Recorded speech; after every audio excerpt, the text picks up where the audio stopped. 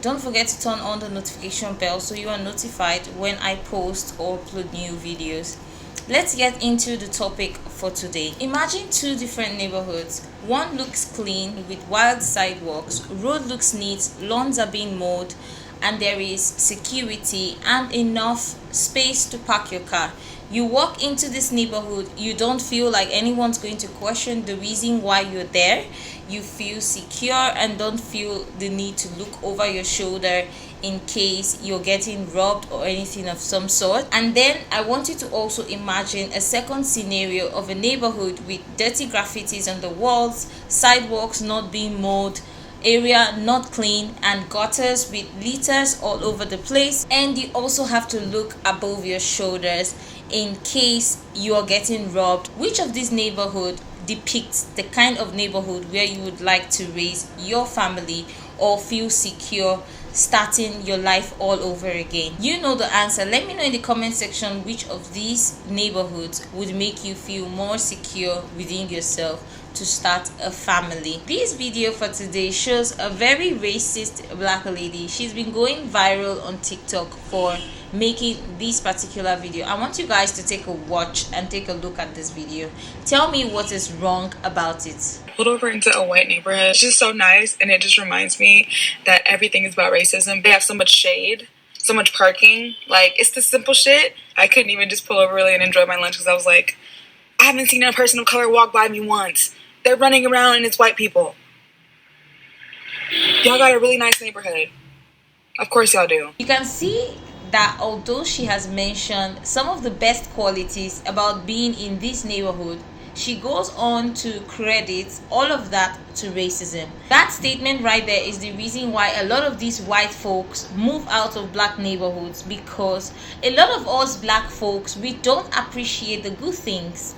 It doesn't matter if it's from a white neighborhood or in a black neighborhood. This is a common trend that I see amongst black people, especially black people when they talk about white neighborhoods. These people credit these neighborhoods looking this way for reasons being that they are getting more privileges in some sense compared to some of these black neighborhoods. I want to take us back to the post-World War II. Post-World War II, we had so many white folks moving into black neighborhoods due to reasons like certain government policies being passed on for development of new suburbs. So a lot of these white folks were moving into black neighborhoods because they did get cheaper house subsidies and they were being granted loans for these houses.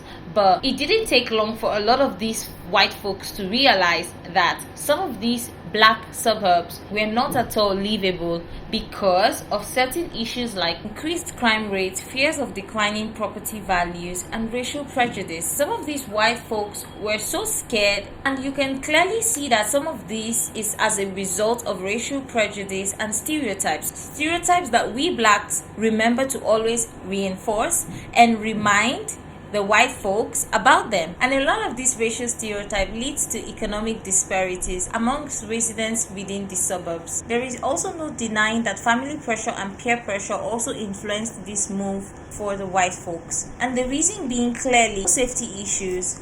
People were scared for their properties being broken into, crime rates, people walking on the streets and not being safe for their life.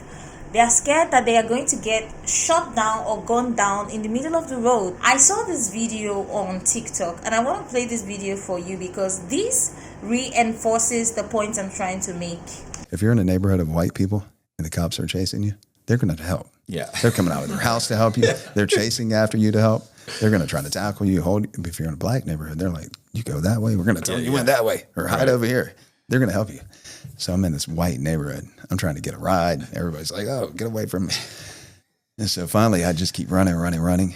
And I don't know where I'm at because I'm in just woods. I know the area, but I've never been in these woods running around. Right.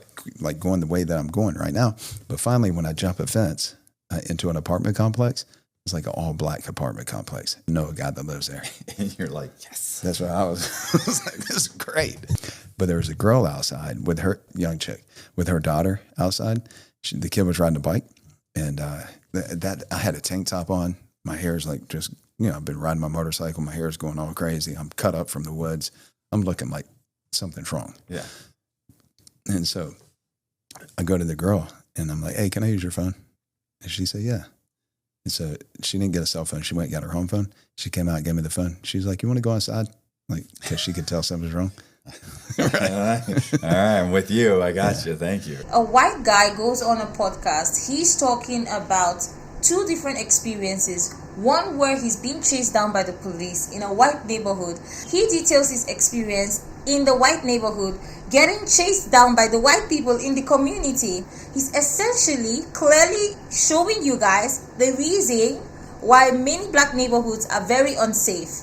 Because in a white neighborhood, if someone is getting chased down by the cops, the white people within the community are there to help tackle the problem. They are there to assist the police. This is how you reinforce positive behaviors within people. You don't encourage negative behaviors by letting someone run into your house. But this guy gets safety from the cops in a black community. And yes, I understand.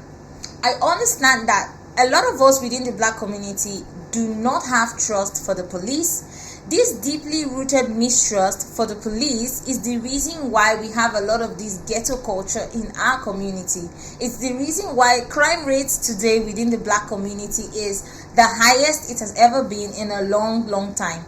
This is the reason why a lot of people do not feel safe within their community to walk within the streets of their neighborhood. How is it that a white man is celebrating this culture within the black community? That is the major problem we face today when it comes to black culture, ghetto culture, and how it is causing our black suffering, and how this mentality is negatively affecting us. We always like to blame the ghetto culture on a long history of systemic oppression and poverty, but we fail to recognize that some of these behaviors are as a result of poor policies and incentives on culturally dysfunctional ideologies that we have upheld. How do we solve this problem? Because it's no longer an issue about wealth disparities amongst the black and the white communities. This has now turned to a need for cultural reforms. Truth is, we all need to embrace personal responsibilities. We seriously need to educate ourselves on some of the ways we can keep our neighborhoods safe, clean, and secure. It is time we stop blaming everything on racism. Like, it is so sickening to know that a lot of people blame these things on white privileges and racism simply because they are unable to keep their neighborhoods clean and as safe as some of these other neighborhoods. It's high time we stop comparing ourselves to these neighborhoods and time for us to take responsibilities on how we design our future, on how we design our space. This is also the reason why so many black people choose to leave these neighborhoods, their own black neighborhoods, and migrate to white neighborhoods because they feel safer in these neighborhoods. We have no one else to blame except ourselves. This brings me to another video of a black woman complaining about how they had an issue within their neighborhood. So I'm going to play this video for you and we're going to talk about the issue I have with this lady. True story, my neighborhood is being taken over by wild boars. I live in Florida and there's an overpopulation of feral pigs that has started to encroach on the neighborhood. A family of wild boars came through and destroyed parts of my front yard, the neighborhood park, and some people's yards look like an excavator came through and just ripped up all of the sod. All of the neighbors were texting back and forth trying to figure out what we were going to do to solve the problem. I really started to feel like they were trying to recruit my husband because it's kind of known in this neighborhood that we pack heat, and by we, I mean he. One of the neighbors caught the damage on camera, and it was a family of at least 12 boars, 2 of them the size of a small cow. So my husband is like, what am I supposed to do about this? Like, there's just no way I can pop off on 12 pigs in a residential neighborhood. So I'm talking about it with my husband, and I said, so let me get this straight. They're trying to recruit the black guy to bring his pow-pows to pop off on a family of wild hogs in a residential neighborhood. I just find it funny that the same people that talk about the need for high-powered weapons and magazines talk about using them for hunting and protection of property. And yet, when there's a situation in which you actually need to do both of those things, it actually doesn't make any sense at all. What is the issue if They are trying to recruit your husband to get rid of a problem. And how does that relate to his skin color? No one's forcing you to do it, but coming on and blaming it on skin color, on you being black, when you're not the only black person in the neighborhood, that in itself is the problem we need to deal with within the black culture. Some of these ideas we hold on to as black people are simply just ideas that are extremely manipulative, and they are ones that are filled with so much prejudice. We need to stop and think for a second. Sometimes we have to stop and think about what role we as an individual need to play in order to make progress within our communities. So the issue of income disparities between the white and black community is also another conversation to be had, because a lot of black folks are not earning, or so many people are walking around their neighborhoods jobless with no income whatsoever. We also have a lot of shoplifting crisis happening amongst black neighborhoods. You see a lot of these stores, big stores, closing down their stores within neighborhoods in the black community. Reasons why? People expect to shoplift their way into wealth, and that is a problem. You can't expect a lifestyle that you are not working towards affording. These are some of the issues we need to tackle when we talk about the black culture. So that's pretty much it for this video. If you did enjoy watching this, as always, let me know in the comment section what your thoughts are. Always remember to keep it respectful down in the comment section. That's pretty much it for this video, guys. I'll see you guys in the next one. Bye.